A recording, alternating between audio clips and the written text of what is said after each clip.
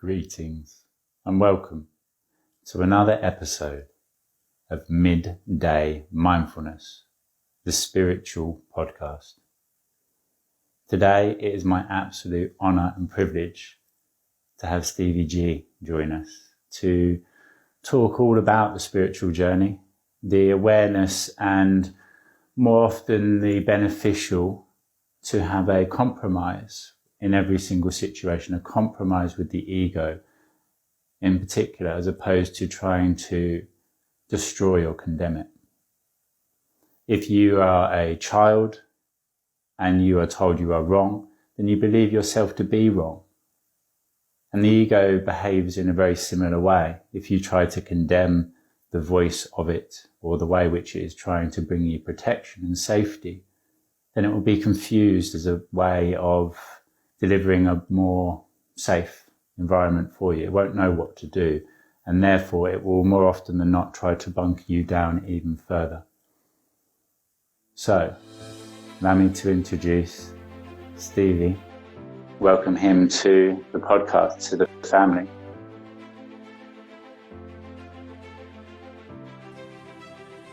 Stevie, my brother, how are you? Good, how are you? Very good, thank you. Very good. I've been looking forward to this. Me too. Where are you hailing from? The East Coast in the UK, so an hour or so above London. But yeah, UK family, UK time, UK weather. So it's dark here now. Oh, is it evening? It is. Hence the lights on. So we've brought the sunshine inside. Oh, very nice. And how are things going over there for you guys in the UK? It's a very interesting time. As I look down to my right, trying to think of something positive to say. Oh. So it's testing. It is very testing. And being somebody who lives freely, not dependent on another person's rules, only when it makes sense do I follow rules.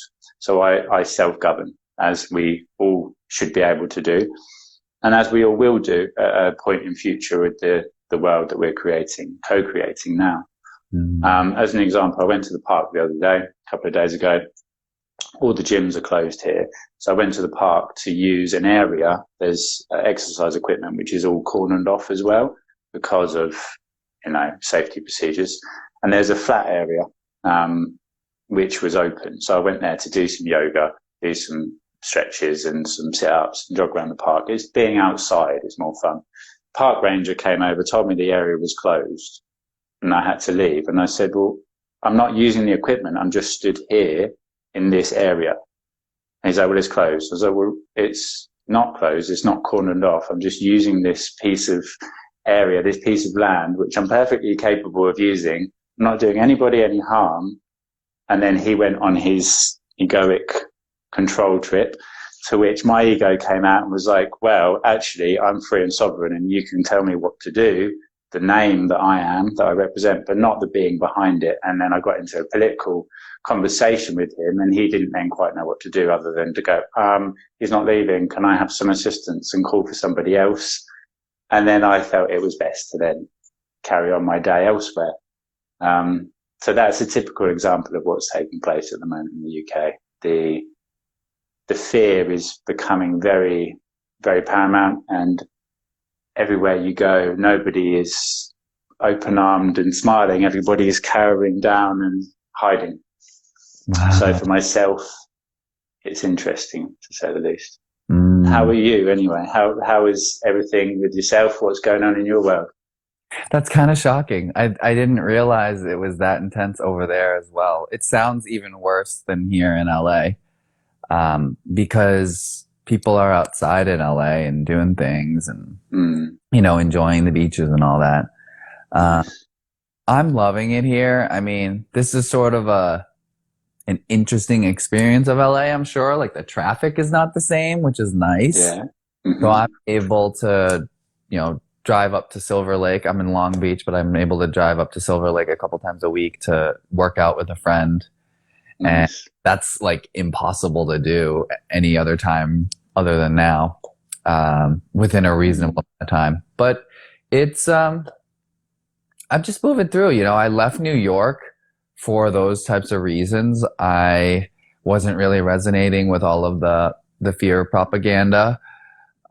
New York was probably one of the worst over the summer in terms of, I don't know, subsisting in this narrative that we're all about to die all the time. So it didn't align with me. So I left, and I was out in the middle of nowhere a lot of the time, and going up to bear country and out to the desert and loving it and just being by myself. I remember I specifically made it a point to be out in the middle of nowhere on November 3rd. I didn't want to be near anyone's energy, and it was everything I could have hoped it to be. Why November 3rd is a particular date? Well, because of the election, I knew there was going to be a lot of heightened tension, and I just didn't want to be near it. So I slept out in the middle of the desert in Death Valley, and it was beautiful, just being completely in solitude. So obviously in the UK, it didn't have as much of an impact on me. But thinking back to that period of time, energetically, it hasn't really changed since then. There's been a very heavy, very undirected focus of attention. Everybody feels quite fragmented almost, that we're focused on all these different things, but not really too sure about what direction to actually focus upon and put our energy into and travel towards. Right. And that just brought that back to mind. So thank you for that reminder, because it's all about unity. So I'm trying to continuously unify not only myself with the aspects of self, but also the work I do is about bringing together humanity so that we can live in a world of true equality. Right. And I know that you're upon this same mission. Mm-hmm. And it's an understanding of it and bringing that humorous side that I've seen you do. And that is so refreshing, because in the spiritual awakening journey, it can be quite heavy. It can be quite lonely. It can be quite dark at times. And you're bringing that light, that humor, that childlike wonderment to the work that you do. And that keeps it fresh and keeps it energetic. Mm-hmm. So how is it that you go about as a day-to-day practice for yourself, because knowing it all starts with the self? What sort of things could you share with the listeners to assist them upon their journey forwards? Yeah, it's so funny because it's a process, right? Like I felt as though I've been blooming in the last couple weeks, even, and in the last couple months, just stepping into this inherent knowingness that I already have all that I need to offer to people, that we have a propensity to want to read books and gain lots of knowledge and become experts in astrology and, the human design and what else is there? I mean, there's a million things, but we want to know as much as possible so that we can somehow validate via the external our worthiness in sharing our message and our journey. And I'm a student. I still learn. I have an astrology book right here. I just took a course. I've been reading books and listening to podcasts and watching YouTube videos since the beginning of, my spiritual ascension process.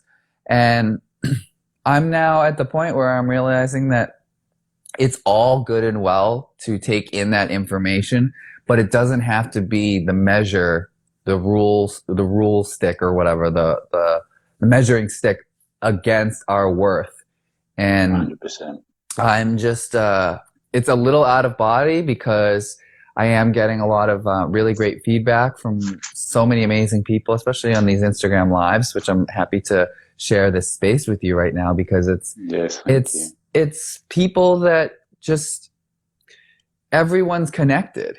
And if you share your authenticity, the fast track to connection it's staggering how quickly people feel that synapse with you when you just share as much of yourself as you're willing to. And so I never used to share, the goofy side of me, and I never used to come on a live and be in my pajamas and having just woken up and hey, this is me, I got to brush my teeth, but that's about it. I never used to want to show that side of myself because I would be so fixated on how it would be perceived by other people. And I've shifted into thinking no external validator is going to measure up to how I view myself. And so just showing the side of me, you know, I feel as though being here in LA, I'm tuning into my innate gifts, the inner offerings that I have for people, you know, just channeling different messages, isms to live by. And I've been doing quite a bit of meditating. And honestly, these conversations are healing too. Like I get as much, people are so thankful for me for having these conversations, but it's like I get as much out of these as I can give.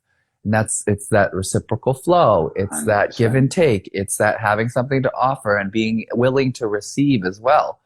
So these conversations are so healing for, I'd like to think you as well, but I know I get so much out of it, and then anyone listening does. And then also just having the space by myself where I can, you know, access my higher consciousness, feel into, you know, the collective energy of what's going on, and try to pull apart the lessons that I see, that my perspective tells me about the experience that we're all having together, because this is all shared.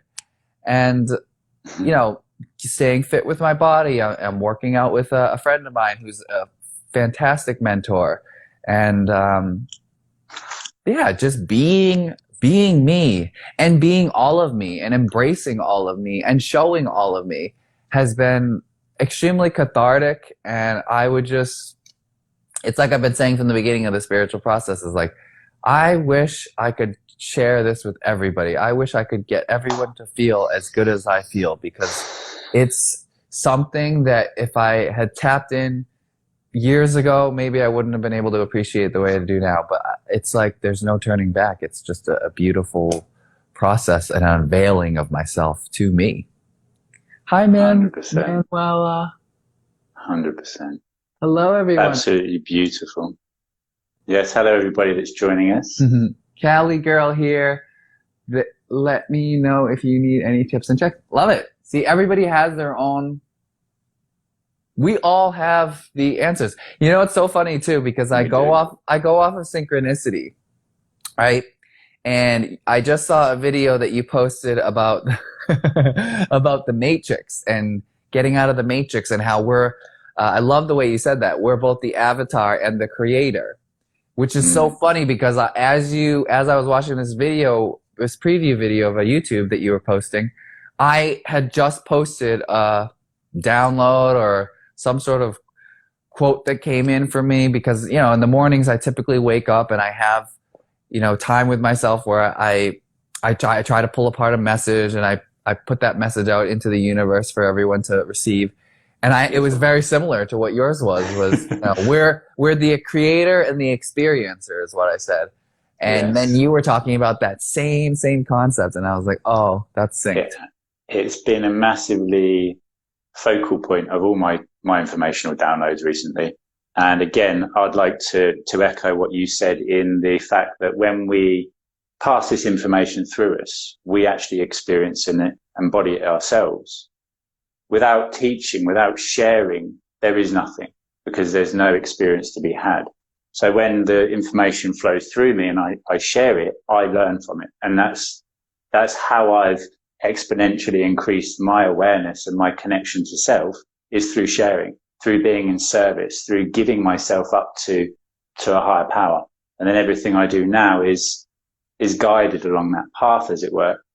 And with the holographic universe principle, let's say, within the game of life, within the matrix that we are co-creating as we play it, everything we experience, the most recent download I've received basically is very heavily to do with the fabric of reality. And it is, we are co-creating the experience collectively. If you view a computer game now as having a main character, and you believe yourself, that main character believes himself to be that character, we know we're playing the character, so we're not quite as attached to it.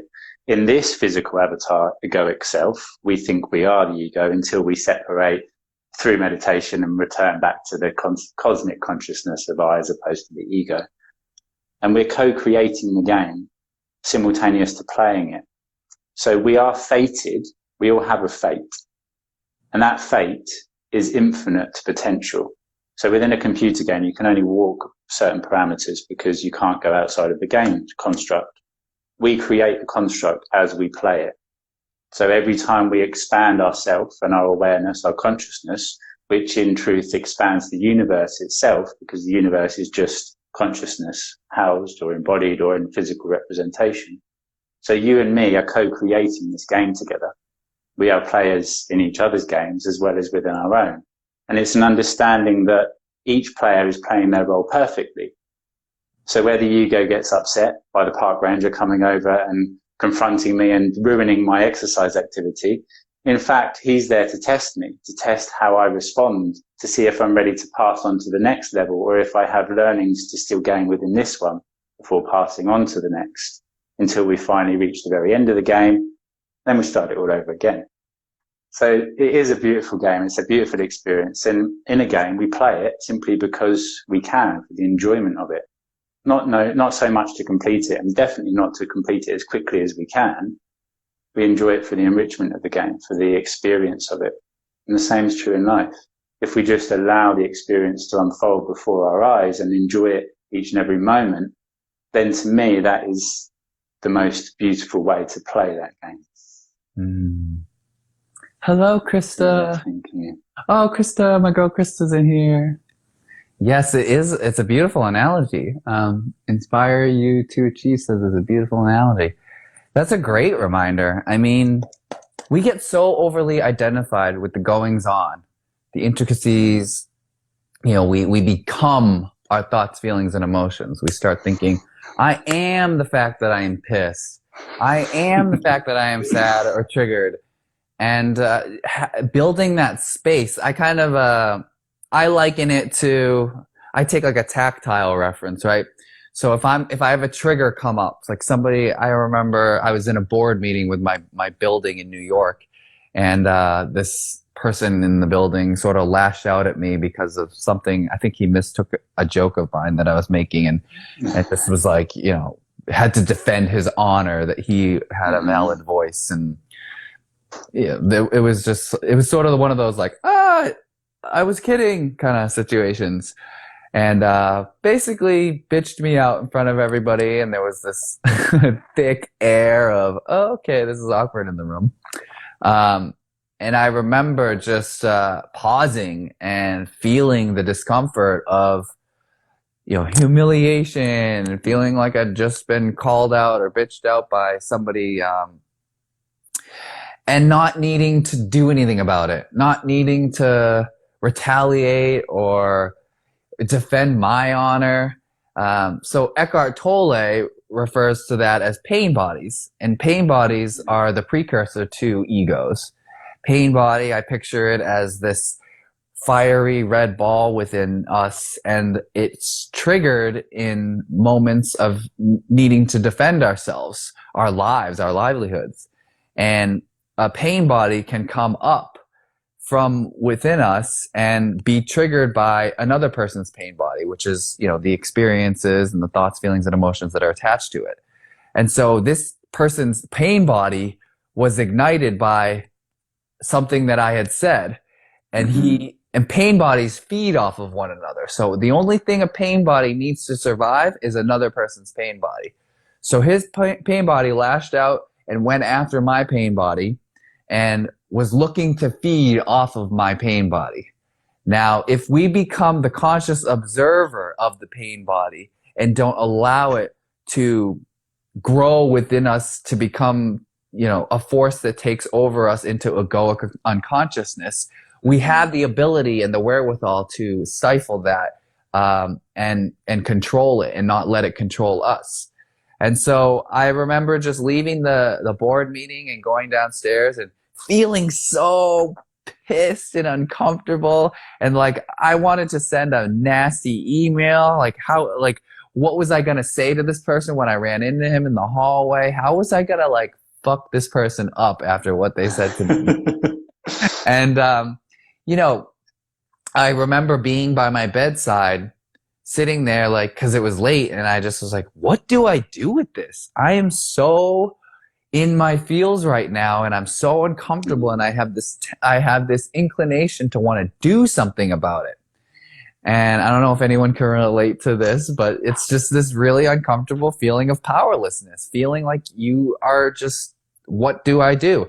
So I remember just feeling like I wanted to take this pain body, this fiery red orb glowing that was inside of me that just wanted to come out and feed off of another person's pain body. I took it out of my body and I held it, right? It was in my hands. I needed both hands. That's how big it was. And I just sort of let it be there. And I put it down on my nightstand and let go of it. And it just sort of existed there, you know, flaming red hot and, wanting attention, wanting validation.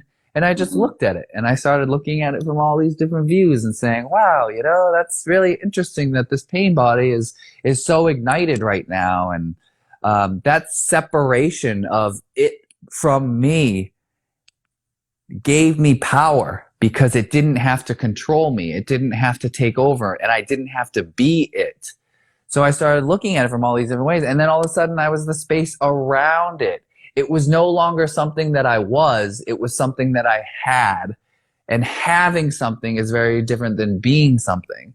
So and trust me, it didn't go away for days. You know, I was, you know, in the shower, running over what I was going to say to this person, having arguments with my bottles of shampoo, and my shampoo was like, yeah, you tell him.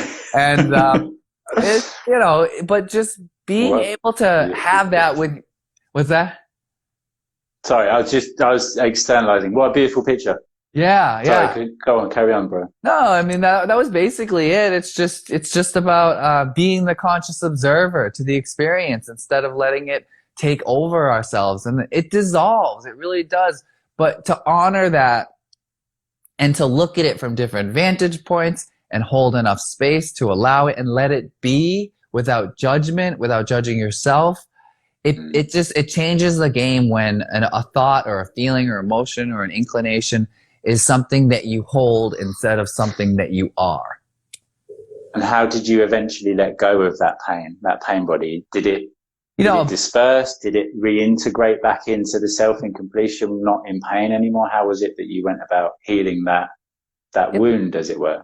It's a process. You know, a lot of what I do is I share my discomfort on the podcast. Whenever I have a trigger or things that I'm feeling uncomfortable, I try to put a purpose to it. And I know that experience is education. And if I can just share my experience, then people can learn through what I'm going through and relate it back to their own interactions with their own people that trigger them.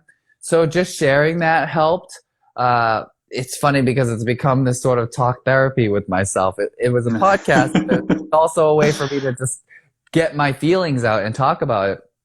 And so that would you agree that for myself, all the content I created earlier on was all part of my healing journey. So every time I'd do healing work and I'd receive all the information, I'd be like, wow, amazing. Let me share it. It might help somebody else. Totally. Like you were saying earlier, you know, sharing is healing. And when we share, it's like with coaching, you know, I'm a transformative coach, and I work with clients on, you know, there's all the you know, nutrition related stuff and job and career and all that. But, you know, on the deeper level, those are manifestations. Those are byproducts of an internal struggle that is happening on an emotional, spiritual, mental, metaphysical level. And so when we get to the root of that, I learned that as I share knowledge, I am coaching myself at the same time. I am sharing downloads as they come and thought-provoking questions and leading questions and high mileage engagement with what their experience is. And then I learn as I'm coaching. So it's... And for those people that are looking to to enrich their life in a mind, body, soul context, what's the best way to contact you to book a session in with yourself? Oh yeah, Instagram's a really good way. So it's at Steve Y Gardner is my Instagram handle. I also have an Instagram for the podcast. It's at You Yourself and Why. So at Steve Y Gardner, at You Yourself and Why. You can direct message me. There's a link in my bio for my Inner Circle Patreon community, which is a members only podcast where we talk about, some heavier shit, some more personal, intimate conversations. Beautiful. And the one-on-one solo coaching sessions are available through that link in my bio as well. And I'll add all the links in the description on the podcast. I'll add all the links below. So anybody that is listening can just go over and actually click directly on the link, take you straight to the page. And your podcast is very similar minded to my own. Mine is about spiritual empowerment, empowering other people or inspiring them to empower themselves so that we can create that world of true equality. And the way that you deliver information is so beautiful because it's easy to understand. And that's why it resonates with myself as well, because I am quite simple-minded in a logical sense, let's say, but common sense, I'm very deep. And the level of information I get now is incredibly deep. And the way you were saying about pain bodies, I literally shared something yesterday back to synchronicity that is very similar. I view every time somebody acts out, they're acting out from an inner child point of view. My girlfriend is currently going through lots of healings and starting to create her own boundaries and worth in herself more so than the way she was mindlessly going about through previous programs of old. She said the other day that she was having a conversation with her mum. Her dad tried interrupting and she said to him, I'm just talking at the minute. And she'd never said anything like that before. And he said it was about putting her horse away. And he said, well, you put your own horse away then. And she was sharing it with me. And when somebody shares something with me now, I can separate from it to such a high vantage point that I can see energetically exactly where that program originates from, and why that they've responded in that way. So he wanted to be part of a conversation. Everything's energy. This conversation is an energy lock. So we're locked in an energy exchange. If we have a conversation with somebody that's negative, we can become locked in that energy exchange where that part of us is continuously locked to it. If we cut that cord, energetic cords, as though somebody's hooked you with a fishing line and then they keep you on the reel and they come and poke you now and again if you're not quite angry enough to continue to feed that part of themselves, which requires that negative energy to sustain itself. So we cut the cord. And in truth, his inner child wanted to be part of a conversation that he didn't know how to enter. So he came in and broke up the conversation, broke up the energy exchange to try to be part of it. That's all he wanted. Then when he was closed down for it, he then got into a defense mode and was like, well, fuck you then, do it with yourself. I'm going to go over here and protect myself. So there's a way of responding. And I said to her, if you would have said, 1 minute, Dad, just let me finish what I'm saying to Mum, he would have been open to receive that and allowed for that to take place, still wanting to be part of the conversation instead of being shut down. So anytime somebody acts out of a place of insecurity or hostility, it's their inner child which feels threatened. Their ego then comes into play to protect that aspect of self, the inner child, the defenseless part, in whatever way, shape or form that it had learned to do so in the past. So I used to be very angry, very, very angry. And the flame principle, it was not only just part of me, it filled me. And I got to be 18 stone of like muscle and rage. And everywhere I went, there was hostility and anger because that's what I was looking for, because that's what was within me. And then through this journey, I've now melted away all of that. And what I do myself when I have something negative is I breathe it in, knowing everything's energy, knowing that when we return to the ocean of existence, we realize that we're part of the ocean. In fact, the mighty ocean itself, bringing in the droplet of water imagery. And a piece of ice may appear completely separate to water. It may feel that part of you is not part of you. There is something negative and it's something bad and it's something you want to get away from. If there's part of you which gets angry or frustrated or feels victimized, you're like, no, that's not me. I've got to ignore that because I'm focusing on this. in truth, what we deny will persist. And the way I was shown it just last night is that if you've got a desk, and on your desk somebody comes along and gives you a piece of paper, a piece of negative information, let's say, or part of you brings up this negative story of old, so you become feeling victimized and you're like, no, I'm going to ignore it. If we ignore it for too long, the piles of paper build up to such a height that we can't see anything else. If we take it, accept that it's there, so when that part of you feels angry or feels frustrated, separate from it, view it, and then accept it and love it. Because love is the answer to every single question. No matter what the question is, love is the answer. So you return to love. So what I do when something negative comes into me, I breathe it in, that dark, heavy feeling that's like, oh, I need to run away. Fuck, this is bad. Let me get away. Ah! I breathe it right into my very heart center, because my heart will transcend anything dark back into light. It will feel incredibly painful, and it may take 5 minutes or even more. But past about a minute, it will become less and less heavy. And then we can melt that ice back into water and absorb it back into the system. No longer feeling separate to it. No longer feeling it's something cold or negative or something to push away. So somebody gives you a sheet of paper, don't deny it. Take it, screw it up, throw it in the recycling bin, and allow for the universe to transcend it into something new. Otherwise, it's just going to collect up and you're not going to be able to see anything through all of that that's going on in here. The difference between being mindful and aware and having a mind that's full and you don't know what's going on. I like that. Yeah. Mindful versus a mind that's full. And I love the way you said, returning to love, and that love is always the way through. You know, that's what I did with this individual that was hardcore triggering me. Was we're all our inner child functioning in the world as, you know, adults. We're all just grown up. We're all just grown up children. We're really all pretending. Children, yeah. And you know, we only know the experiences that we've had, and we are literally repeating patterns of trauma and anticipating pain that we went through as children. And so that is so helpful in, you know, dealing with people that trigger you. So for anyone listening, if you guys have someone in your life that triggers the fuck out of you and, you know, makes you feel really, really uncomfortable, and it's hard to navigate and you're in the cyclical pattern, I just really try to observe them as the child version of themselves. Because what we all are is just children looking to find our way back home. And so there's a compassion that we all hold for children, right? You see a little 3-year-old kid in the playground, you're not going to be like, that motherfucker just threw sand at me and I'm going to go like drop kick that asshole.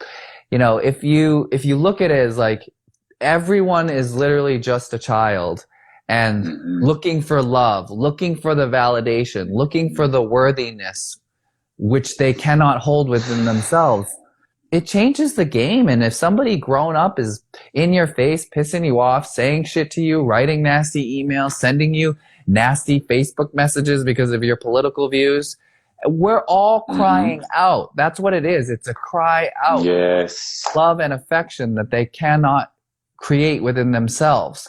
And so when you look at it that way, and you can hold that compassion, that love for other people, you become what exactly they are looking for, what they need in that moment, which is love, empathy, and seeing them. Because people are unseen. We tell ourselves the same narratives over and over again, that we're not worthy, that we're not lovable, that we're never going to be good enough.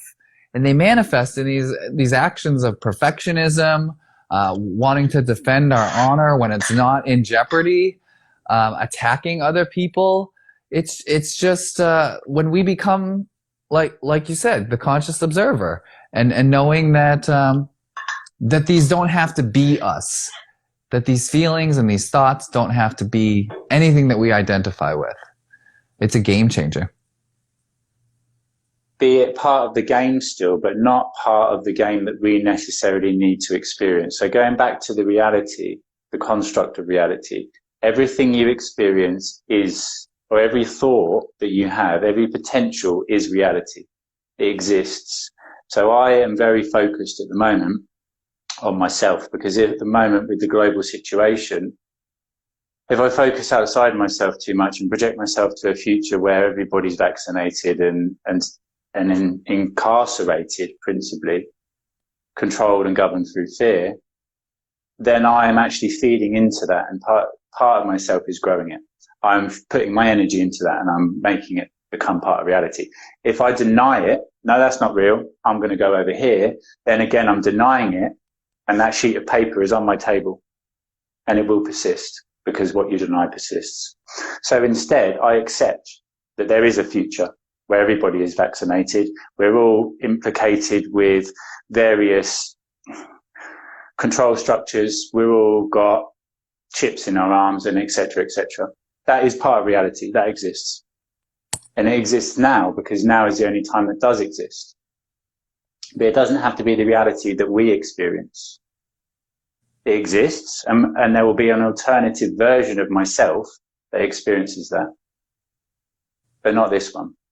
Because this one, I'm mindfully choosing what it experiences, and the game that I co-create and play alongside you and alongside all the other awakened souls that are mindfully creating the game, as opposed to creating it by unmindfully feeding into a system of repression and control governed through fear by those above.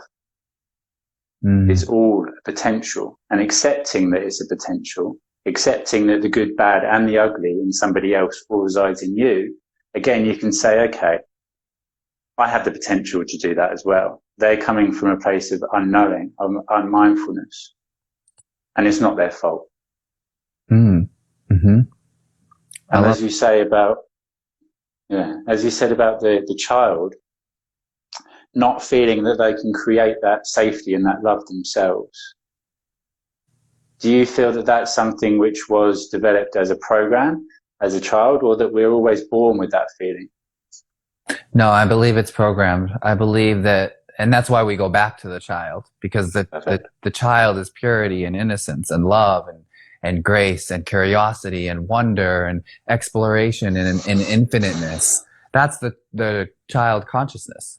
Perfect. And, from the moment we're born, right, we get ripped out of the womb and we're separated, because prior to that, everything that we had and everything that we experienced is infinite. We were just floating in this cocoon with all of our needs being met instantaneously through the umbilical cord, and there was not a care in the world. I mean, that's like Christed consciousness right there. And then we get squeezed out of a little tiny hole, and our heads get all like dented from it, and then it's freezing cold, and then the doctor slaps you on the ass, and then you get severed. Fuck, it's traumatic. Yeah, it's so traumatic. And so from there on out, we live in this box where our genders are defined for us before we're even born, and we're given blue or we're given pink, and we're told that we can't go to the bathroom unless we have a hall pass, and that we need to sit down and be quiet and listen to all of the teachings on the chalkboard. Not a chalkboard now, but you know what I mean. And it's just, it confines you, and you slowly slip away from that divine state of higher awareness and curiosity and the beauty of life. And it's like layers. I had an interview the other day with a friend of mine, Country Clairvoyant. He runs a meme account called the Country Clairvoyant, and he was talking about, picture like you're wearing like outfits upon outfits upon outfits and jackets and sweaters, and you put all that on, and then it's like, where even are you in that whole bundle of mess? It's all programming. Beautiful. Yeah, it's all programming, and we walk around, and there's very little of this big lump of us that's actually us. So how do we shed that away? I saw a quote about, I'll probably butcher it because it was a long one, but it's all about how finding yourself isn't like reaching into your pocket and I found $10 and yay, this wasn't here and now it is. No, finding yourself is an unlearning. It's not a learning, it's an unlearning. It's a stripping away of all of these, programs that are put upon us and getting back to the root of who you are before the world got its hands on you. And that just, it's all the powers within us. And I'm learning that. And going back to your initial question of like, how do you show up in the way that you do with probably you're talking about the reels and the quotes and all that. It's because I know that I have it in me now. I get that. I don't need to go and read a ton of books and follow a bunch of spiritual teachers and learn a bunch of spiritual modalities in order to prove that I'm worthy of having a voice in this space and a seat at this table. It's all about knowing that we have it in us. It's inherent in us. We don't need anything else. Of course, learning lots is very nice cognitively. You soak up the knowledge, especially now that we're gifted with the availability of it all. But to know that inherently, as a child of God, you are worthwhile and you have a voice and you have something to share and you have something to receive. It's like a crazy amount of empowerment. It probably is scary to a lot of people because there goes all of my excuses for why I can't be the greatness that I am.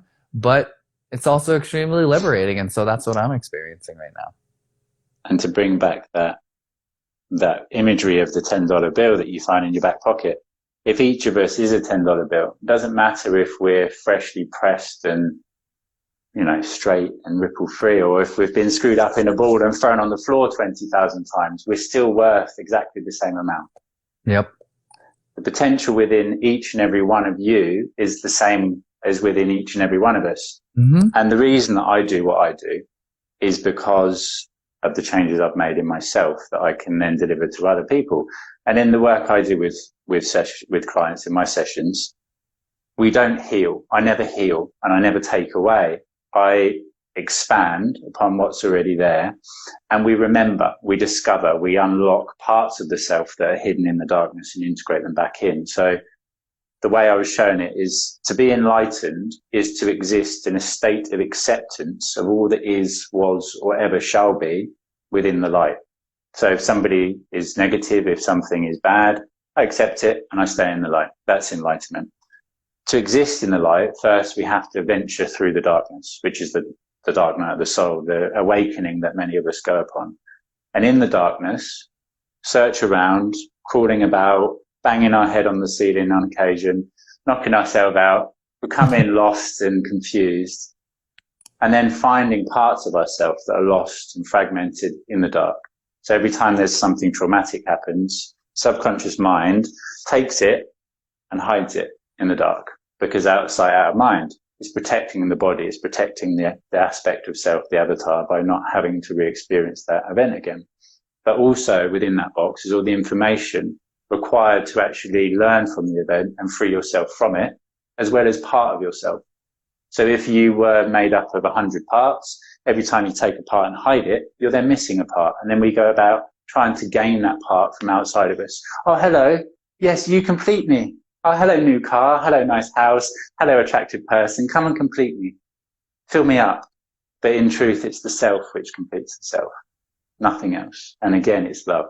So when we love ourselves unconditionally for who we are, we no longer need validation from outside. And that is, from what you've been saying, similar to the way I went about it. My worth isn't dependent on anybody else. I felt it was as a child, because if I'm told I'm good or bad, it makes me feel a certain way egoically, and then I'll try to be more liked or disliked. And we're all seeking that same thing, to be understood, appreciated, respected, desired, admired, but are fundamentally loved. It's love. We all want to feel loved, because in love, we are connected back to our true aspect of self, back to source, back to the infinite self. And as well, when we're loved, we feel safe, because that bubble of love, of light, transcends any darkness that is outside it.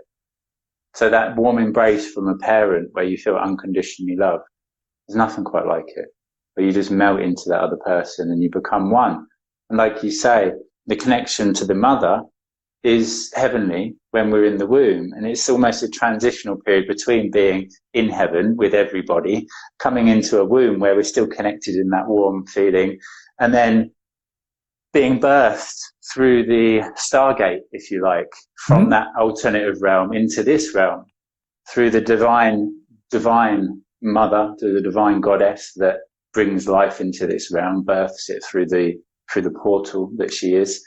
And then we go, whoa, where the fuck's this? What's going on? Like you say, I've just been slapped on the ass. I'm cold. I'm hungry. There's this weird noise. There's these weird lights. And then it's a continual learning to adapt into this life, the way that it's governed and put upon us now. And with homeschooling at the moment, I'm seeing the way that education is more so than I did prior, because I'm getting all the information to then teach my children. And it just is so constrictive. There's no freedom of expression. There's no freedom of movement, of growth. Do this, this, this, this, and this. Well, what about this thing over here that I really like? No, don't do that. Whereas the way that the future education of children will be is find what somebody is passionate about and grow off of that. Use somebody's passion as the trunk of the tree and then grow the branches accordingly. Don't have one generic tree that we try to make everyone grow into. We're not all pine trees stood in a straight line, growing identically. We're all individual. And it's the individuality in each of us that is the beauty within each of us and the beauty within the collective. Because if we're all the same, what would be the point? There'd be nothing to experience. You know, what's so funny is like when you wake up to all this, you were talking earlier about how like cars and relationships and, you know, houses, people seek those, like the external world for the validation that they are unable to create within. It's like you can't even exist in this world anymore because everything is propaganda in your eyes. You know, you watch a movie and you're like, I am literally being brainwashed. Yeah. And, you know, you go out to the mall and you're like, I don't need any of this fucking shit. Why are they trying to get me to buy it? You know, houses, and then you talk about education systems. It's like everything is broken. It's like, it really is. How do we even fix it now? You know, we don't fix it. We start again. We start again from the ground up. We are together laying the foundations to build a world of true equality, the world of tomorrow upon today. Whether me, you, everybody listening to this now, thank each and every one of you from the bottom of my heart and with all of my soul, all of my entire being for everything you do. Because it's the education of the future generation that will allow them to continue that effort forwards and enter into the world of tomorrow, the world of unity, of awareness of one another and compassion for each other. We can't change it. And I've looked at it over and over again because I'm here. I'm a freedom fighter, but I do it with love. I was previously, as I say, controlled by anger and very hostile and quite happily go stand on the front line and that's not the way.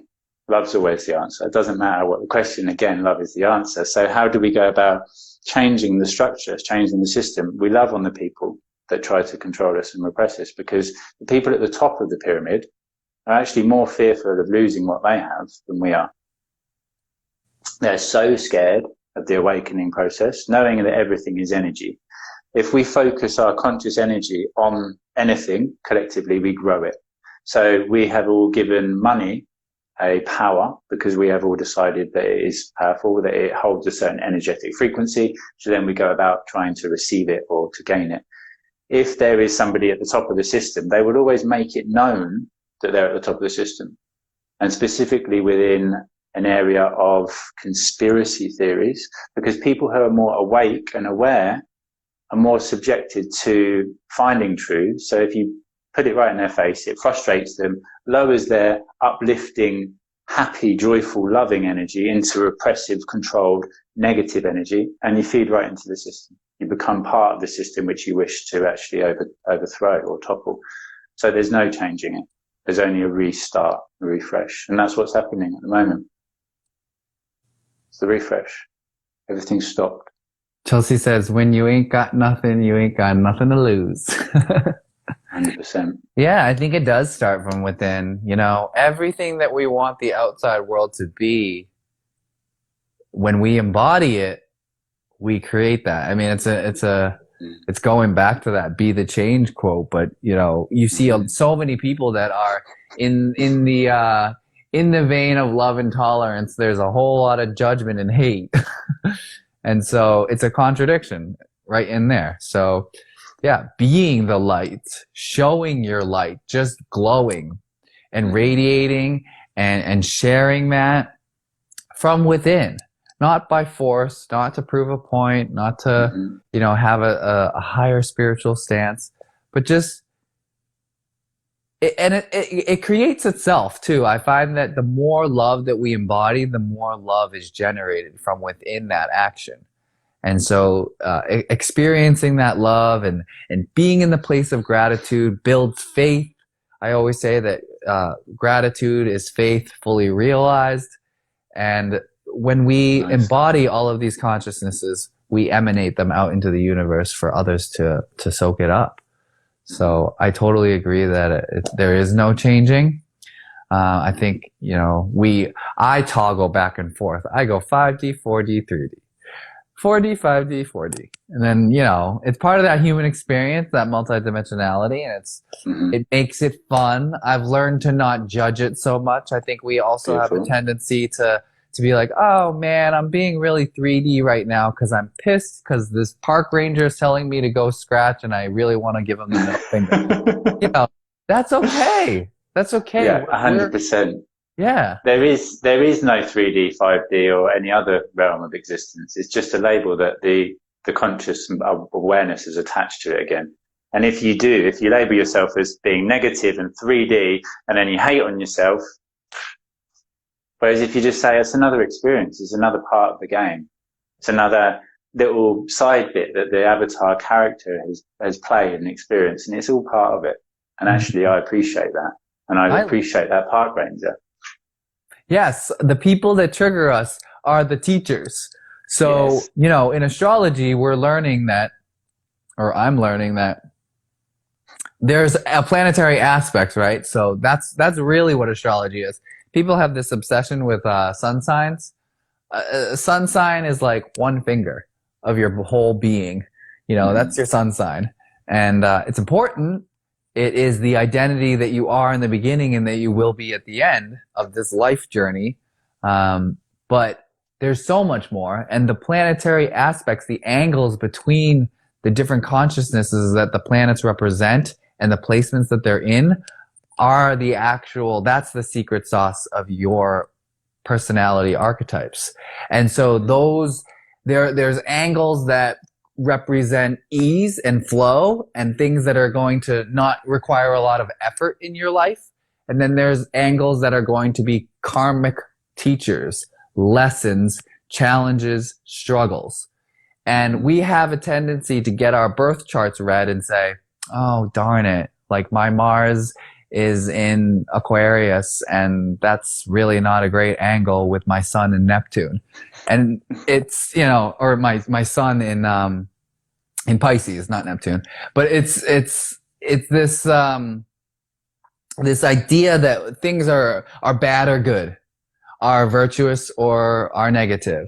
And as I was learning, I was, taking it all in, and it's that the challenges, right? Those hard aspects, where the planets create struggle and strife and challenge, those are the ingredients to life.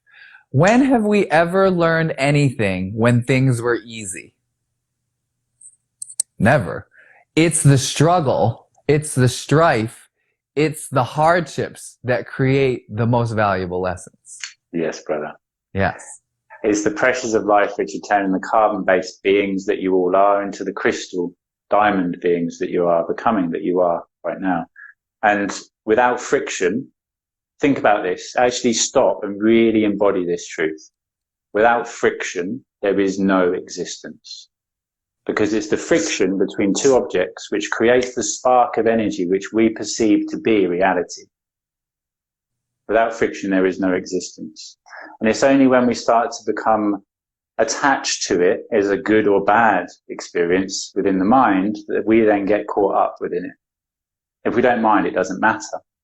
And in truth, without the mind, there is no matter, because there's nothing to experience the energy in friction and create existence through it.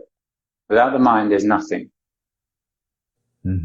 I love that. It doesn't matter. I love that. It's what we attach the mind to, which we then decide to be good or bad, that then dictates it as such. 3D, 5D, good, bad, left, right, up, down, in, out. It's all just the same thing. There is no good or bad. It's just the experience. Yeah, and the people that are triggering us and making us feel certain uncomfortable ways, those are arrows to where you're not healed and where there's still more work to do. So you thank them. You thank the people because they're the ones that are showing you the way into your wounds. Yes. And when they do come up, ask yourself, where is it I feel this in my body? And then ask yourself, where does this come from? Please show me.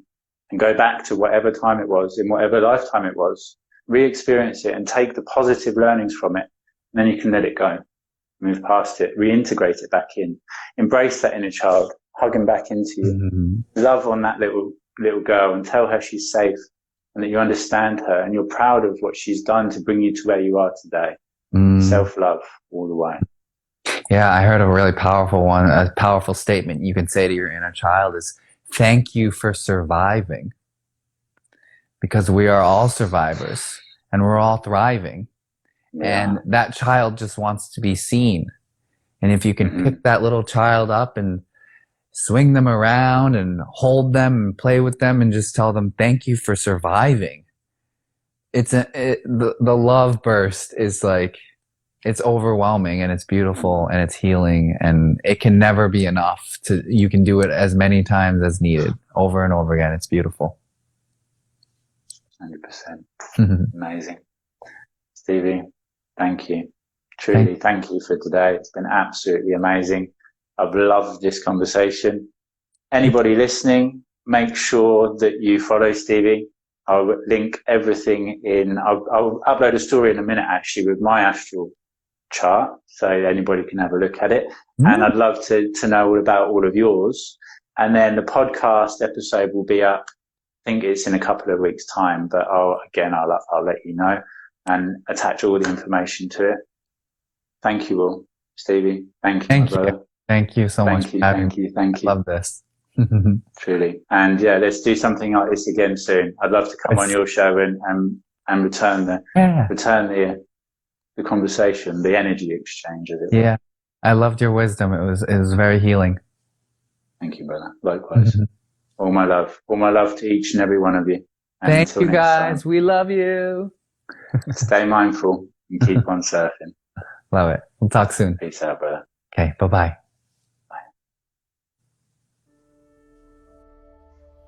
Thank you for who you are and all you continue to do.